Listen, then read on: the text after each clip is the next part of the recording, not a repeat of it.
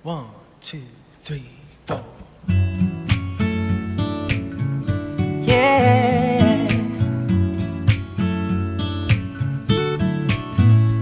you are my fire, the one. Yeah. Assalamualaikum warahmatullahi wabarakatuh. Perkenalkan, nama saya Dian Pratiwiadi Putri dengan NIM D1B1200097 S1 Farmasi Universitas Megareski Makassar. Farmasi adalah ilmu yang mempelajari cara membuat, mencampur, meracik formulasi obat, identifikasi, kombinasi, analisis, dan standarisasi atau pembukuan obat, serta pengobatan, termasuk pula sifat-sifat obat dan distribusinya serta penggunaannya yang aman. Farmasi dalam bahasa Yunani disebut juga dengan farmakon yang berarti medika atau obat. Sedangkan ilmu resep adalah ilmu yang mempelajari tentang cara penyediaan obat-obatan menjadi bentuk tertentu atau meracik hingga siap digunakan sebagai obat. Obat adalah semua bahan, tunggal atau campuran yang digunakan oleh semua makhluk untuk bagian dalam maupun bagian luar, guna mencegah, meringankan maupun menyembuhkan penyakit. Dalam memformulasi suatu sediaan obat, beberapa faktor perlu dipertimbangkan. Salah satu faktor tersebut adalah sifat fisika, kimia, bahan obat-obatan, dan bahan tambahan obat. Bentuk sediaan obat merupakan sediaan farmasi dalam bentuk tertentu sesuai dengan kebutuhan mengandung suatu zat aktif atau lebih dalam pembawa yang digunakan sebagai obat dalam ataupun obat-obat.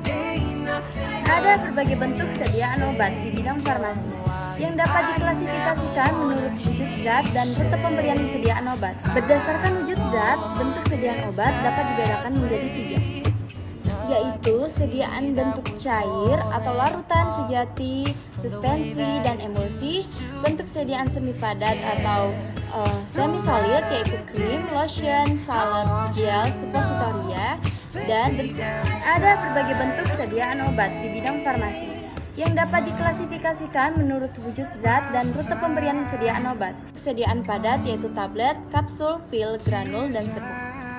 Berikut adalah macam-macam bentuk sediaan obat. Yang pertama yaitu sediaan solid atau padat, yaitu tablet. Tablet adalah sediaan padat dibuat secara kompa cetak, berbentuk rata atau cenderung rangkap, umumnya bulat, mengandung satu jenis obat atau lebih dengan atau tanpa zat tambahan. Yang selanjutnya yaitu kapsul. Kapsul didefinisikan sebagai sediaan padat yang terdiri dari obat dalam cangkang keras atau lunak yang dapat larut. Cangkang dapat dibuat dari pati, gelatin, atau bahan lainnya yang sesuai. Selanjutnya yaitu kaplet. Kaplet adalah kapsul tablet, adalah bentuk tablet yang dibungkus dengan lapisan gula dan biasanya diberi zat warna yang menarik.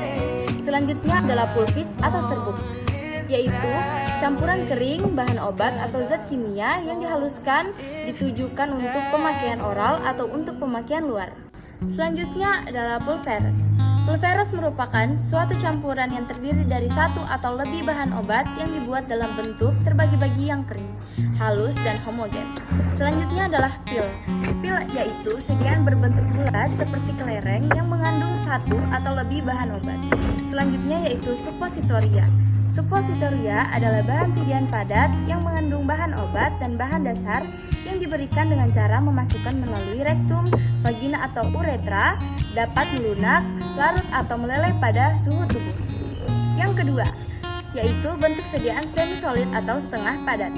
Yang pertama yaitu salep atau unguentum, yaitu sediaan setengah padat yang mudah dioleskan dan digunakan sebagai obat luar. Selanjutnya adalah krim. Sediaan setengah padat berupa emulsi mengandung air dimaksudkan untuk pemakaian luar, digunakan pada daerah yang peka dan mudah dicuci. Selanjutnya adalah pasta. Pasta yaitu sediaan setengah padat berupa massa lembek, yaitu lebih kenyal dari salep yang dimaksudkan untuk pemakaian luar atau dermatologi. Selanjutnya adalah sabun.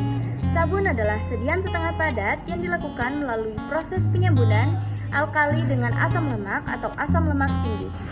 Yang ketiga yaitu bentuk sediaan cair atau liquid.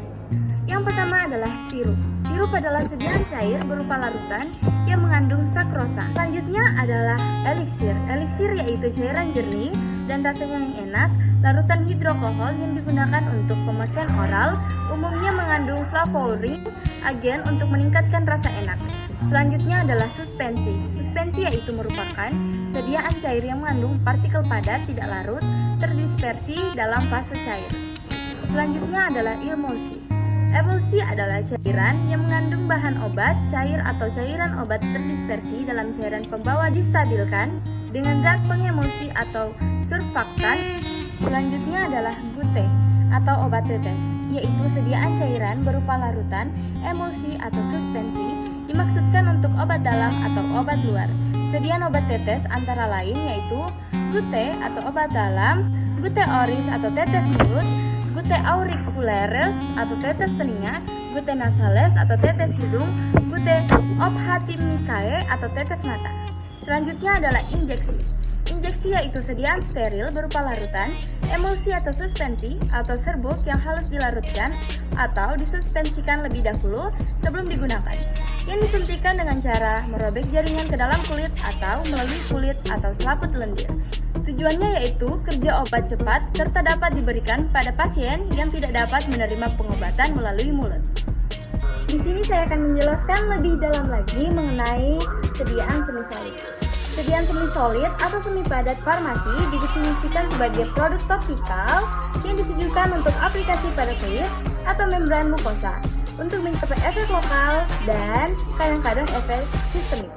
Sediaan semi-solid yang digunakan pada kulit umumnya berfungsi sebagai pembawa pada obat-obat topikal, sebagai emollient, atau sebagai monitor oklusif. Secara umum, sediaan semi-solid adalah formulasi yang terdiri atas dua fase, yaitu minyak dan air, di mana salah satunya merupakan fase kontinu atau fase luar, dan yang lain merupakan fase terdispersi atau fase dalam. Bahan berkhasiat atau active pharmaceutical ingredients sering larut dalam salah satu atau kedua fase, sehingga secara menyeluruh membentuk tiga fase. Beberapa kategori sediaan semi-solid untuk aplikasi kulit dibedakan atas salep, krim, gel, dan pasta. Salah satu sifat sediaan semi-solid adalah mampu melekat pada permukaan tempat pemakaian dalam waktu yang cukup lama sebelum sediaan dicuci atau dihilangkan. Pelekatan ini disebabkan oleh sifat rheologis dari sediaan yang memungkinkan sediaan semi-solid tersebut bentuk tetap dan melekat sebagai lapisan tipis-tipis sampai ada suatu tindakan yang mengakibatkan sediaan semi-solid akan rusak. Saya akan menjelaskan mengenai sediaan semi-solid, yaitu sediaan krimnya. Krim adalah bentuk sediaan setengah padat, mengandung satu atau lebih bahan obat, terlarut atau terdispersi dalam bahan dasar yang sesuai. Krim adalah sediaan setengah padat, berupa emulsi, kental mengandung air, tidak kurang dari 60% dan dimaksudkan untuk pemakaian luar. Keuntungan dari krim yaitu mudah menyebar rata, mudah dibersihkan atau dicuci, cara kerja berlangsung pada jaringan setempat, tidak lengket terutama tipe M/A, memberikan rasa dingin atau cold cream, digunakan sebagai kosmetik. Sedangkan kekurangan dari krim yaitu susah dalam pembuatannya karena pembuatan krim harus dengan keadaan panas. Yang kedua yaitu gampang pecah, selanjutnya adalah mudah kering dan mudah rusak.